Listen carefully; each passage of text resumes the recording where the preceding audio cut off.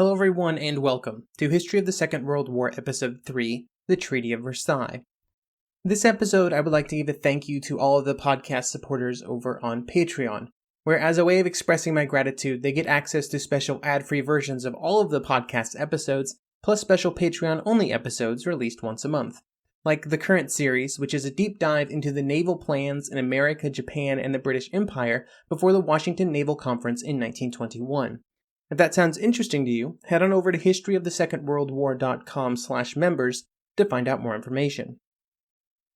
After the First World War, all the nations on the winning side of the war, and there were many, would arrive in Paris for a peace conference.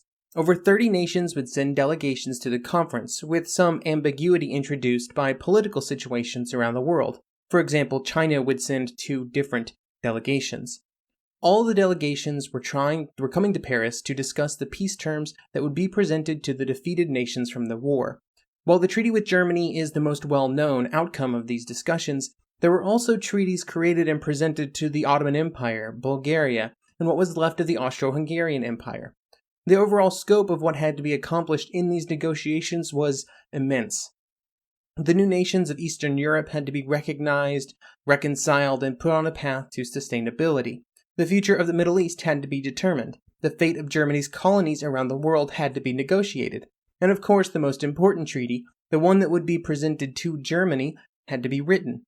Along the way, the leaders of the 3 most powerful nations, France, Britain, and the United States, would try to hash out their differences, both on very specific topics like small border adjustments in the Balkans, and on the largest concepts of what the future framework of international relations would look like in the future.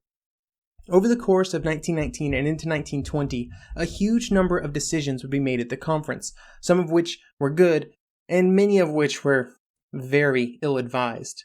However, even the bad decisions would have reasons behind them. There was always some justification, even if in hindsight we know that these justifications were either incorrect or misinformed. This episode will give a brief overview about the discussions that occurred at the Paris Peace Conference, and then discuss some of the major decisions that were made, especially those that would have the most direct impact on the course of events that would eventually lead to the Second World War. We will also discuss the blame that is placed on the decisions made at the conference, and if it is wholly justified. One item that will only briefly be discussed in this episode is the League of Nations, which many hoped would be the great legacy of the conference. It's a large topic that will be the subject for episode 4. One thing to keep in mind about the Paris Peace Conference is that it was a discussion and negotiation between allies. The countries involved in the conversations had either been on the winning side of the war or were representatives of the successor states of the empires that had been destroyed by it, like Poland and Czechoslovakia. They were all given representation in the Grand Assembly, which is where every country would get to vote on certain topics. This representation was not entirely evenly distributed, though. Larger countries like the United States, the British Empire, Italy, France, and Japan had 5 votes. Other nations like Belgium or Serbia had 3, and then a large group of countries had either 2 or 1. However, the Assembly was not the area where many of the debates raged, or even really detailed discussions often took place. That would instead happen in a constellation of committees and commissions created to inform the choices of the representatives. Once these committees and commissions had completed their investigations and negotiations, they often presented their findings to the Supreme Council. This was a body made up of the representatives of the United States, Britain, France, and at times Japan and Italy. It was the leaders of the first 3 countries, President Wilson of the United States, Prime Minister Clemenceau from France, and Prime Minister Lloyd George of the British Empire, that would be the true leaders of the conference. They would make an uncountable number of decisions over the course of the conference. One of the reasons that the negotiations are so interesting when looking back at them is due to how often they came down to discussions and at times vehement disagreements between just these 3 individuals. Clemenceau in his bottomless hatred of Germany after seeing 2 wars in his lifetime, and the French needs to try and rebuild their shattered nation. Lloyd George, the very experienced politician, who was often more concerned with keeping the leaders together and trying to make sure that the financial commitments and international trade resumed, while also doing everything possible to prevent future conflicts. And of course, Wilson, the idealist, the leader of the country least impacted by the war and least involved in the future of Europe, who believed that the League of Nations and international cooperation were not just an answer, but the answer to preventing future war. These differing viewpoints and the different demands of the citizens of each nation would come into conflict. Italy would storm out of the conference at one point, after they felt that promises made to them in 1915 were not being honored. Decisions were almost always reached in the Supreme Council, before further negotiations were had with other nations concerned with certain topics, and only after the outcome of a vote was assured were items actually brought before the Assembly. The topics discussed and voted on did not contain themselves strictly to European affairs, and instead would deal with topics around the globe. In Africa, Germany's colonies were split up and given out to several of the victorious nations, with Britain, France, and Portugal all coming out with new territory. In the Middle East, the remnants of the Ottoman Empire were forcefully removed from the control of Istanbul. The British and French would split up the area, drawing the infamous lines on maps, which would see the territory split up into countries that are still present in the region today. If you've ever wondered why some of the borders in the Middle East are suspiciously straight, it's because they were created by British and French statesmen before, during, and after the war. Most of the ingredients of the tension in the Middle East that are still present 100 years later were created in the decisions made at the conference. The arbitrary apportionment of territory and peoples. The grouping of peoples together into nations like Iraq, where 3 different groups were expected to work together. The influence by and oppression of people of the region by Western governments, and of course the settlement of Jews within the Mandate of Palestine, and what would later become Israel. In Asia and the Pacific, Germany's former possessions were split up, and most of them would go to Japan. Some of the islands that were given over to Japan would form an important part of their outer island defenses in 1941, and many would see hard fighting during the Second World War. While it would take a line-by-line investigation to properly judge all of these worldwide decisions, the absolute certainty is that in classic European imperialist fashion, little thought was given to the thoughts or desires of the inhabitants of the areas around the world that were being partitioned and traded. One area where this style of decision by decree would not function was in Eastern Europe. In Eastern Europe, the period after the First World War was a period of chaos and uncertainty. The collapse of the Austro-Hungarian Empire, the most diverse empire in Europe, left nothing but questions in its wake. The exact makeup of the successor states, and more importantly the borders between them, were largely unknown. This was a recipe for animosity. Even among nations that were both on the winning side of the war, there were still disagreements. There would be many small clashes all over the region, as the new nations sought to assert themselves and their independence from their neighbors. For the most part, those in Paris were just forced to go along for the ride, at least at the beginning. It would only be in the later months that some level of order would be restored, and Paris became more involved in conflict resolution in the area. They would often make small judgments on very specific territorial questions, generally in committees with both nations present and involved. These did not always fully resolve the problems, but it was a valuable area of discussion that probably prevented even more border fighting and possibly further escalation into full-scale war. While a huge amount of time was committed to trying to solve these problems in Eastern Europe, they were often related to and relegated to a second level of concern behind what everybody agreed was the most important discussion, which revolved around Germany.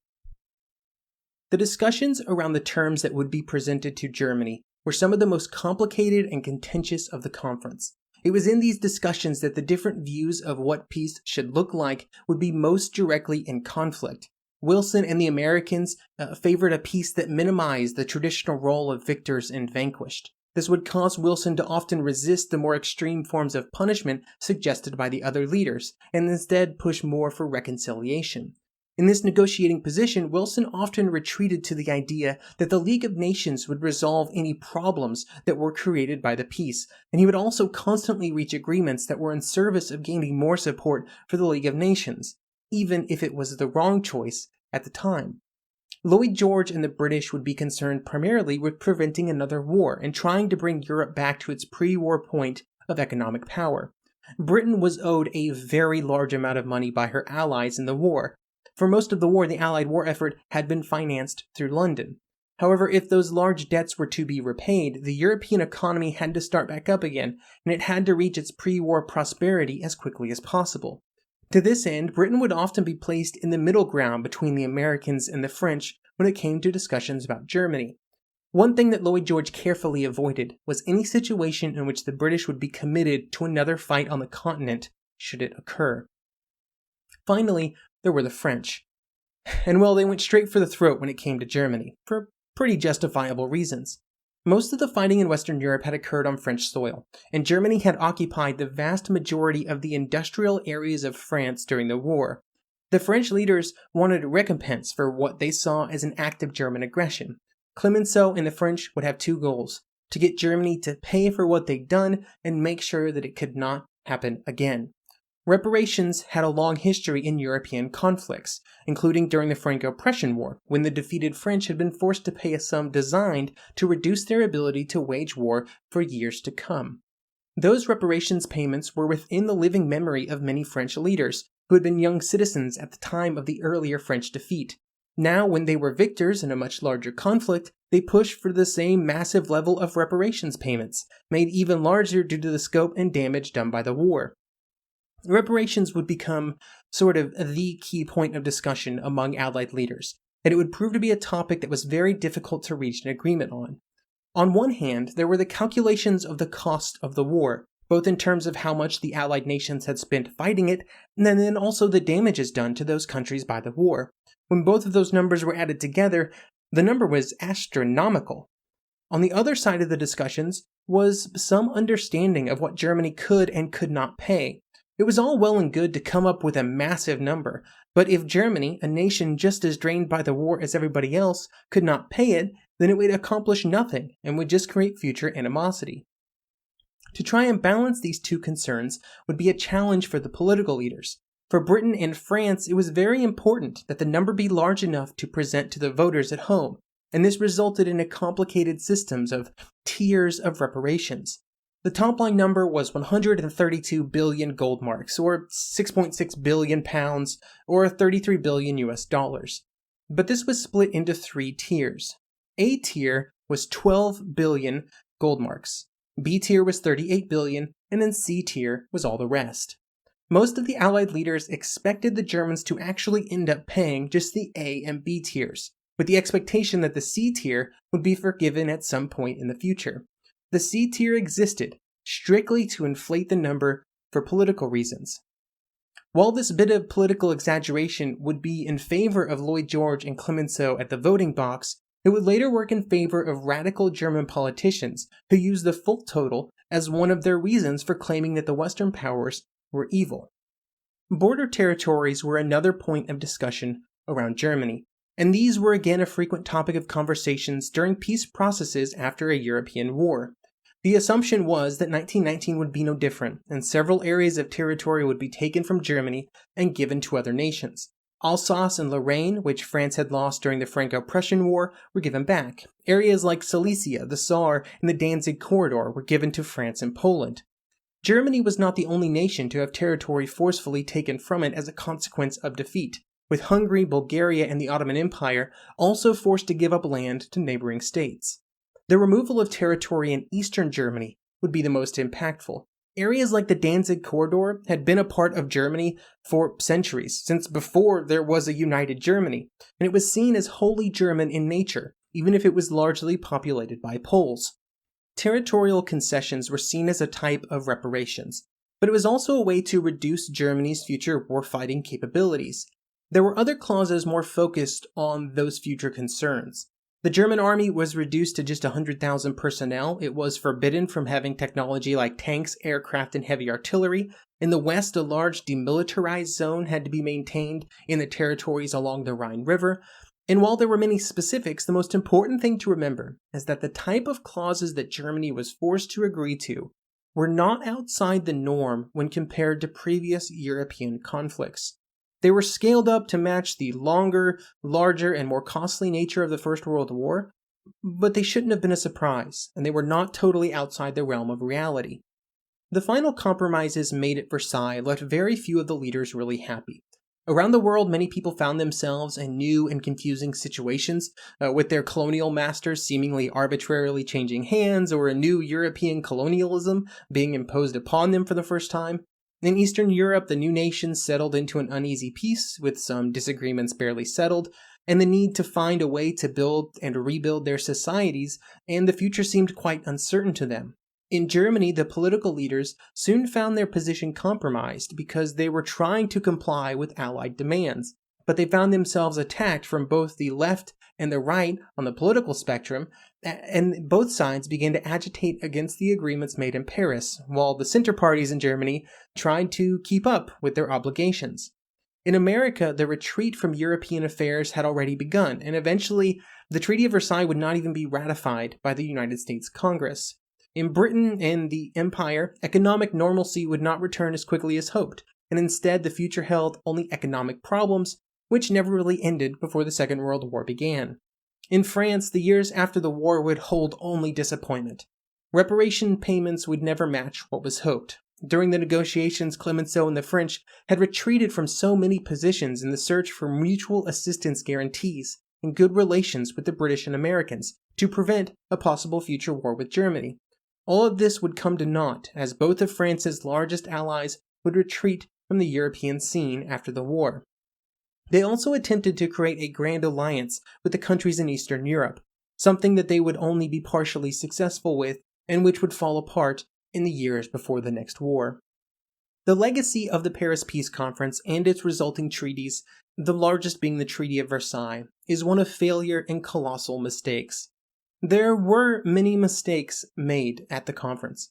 In the Middle East, the results of the Paris Peace Conference would take a relatively autonomous and peaceful area of the Ottoman Empire and try and turn it into a European-style collection of states and colonies. This would have disastrous results, with the mistakes made still seen in Middle Eastern politics over 100 years later. In Eastern Europe, the new nations that were created and constructed would also have many problems. Multi-ethnic states like Yugoslavia and Czechoslovakia would struggle to find stability, and the entire region would struggle to find security. Other decisions, often made for good reasons, would prove to be problematic. Many times these decisions would revolve around territorial choices, with one nation claiming historic rights to an area and another believing that it should belong to them due to the modern demographics of that same area. In many of these cases, there was no good decision to make. There is no way to reconcile the desires of one nation with another, and so the decisions made in Paris get blamed for enforcing a compromise which was destined to be considered incorrect by either side, and sometimes both. One event that is often, at least in some ways, put on the shoulders of those in Paris is not the instability in Eastern Europe or violence in the Middle East or frustrated independence around the world, but instead the Second World War. The usual targets of this blame are reparations, forced territorial concessions, and the overall judgment that the peace terms forced upon Germany were overly harsh. There was a point where I probably would have agreed with that assessment, but my viewpoint has changed over time.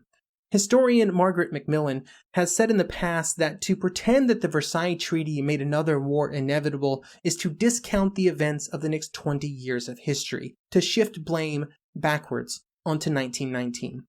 To say that the Treaty of Versailles and its reparations, its territorial decisions, and other clauses caused the Second World War is to say that there were no off-ramps during those 20 years of peace, that there was no way for the leaders of Europe to avoid another war.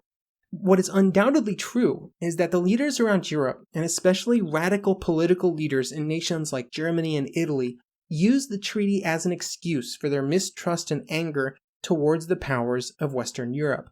They claimed that it was an unjust peace, and that it should be rejected, and any who thought otherwise were traitors to their country.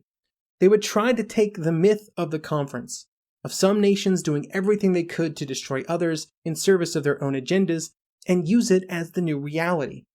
As with many events in history, the usage of the conference and then the treaties as some sort of boogeyman relied very little on the actual truth of why and how it was created, and its relationship with events in the past. Instead, the usage of the treaty as a rallying cry for further action and war relied far more on perception and propaganda. Perhaps it is closer to the truth to say that the Treaty of Versailles did not cause the Second World War, but the myth of Versailles was a critical early touchstone for right-wing radicalism throughout Europe, and it would be that radicalism that would push Europe closer and closer to war. Thank you for listening, and I hope you will join me next episode, in which we will start a series on the League of Nations, what many hoped would be the lasting and greatest legacy of the Paris Peace Conference.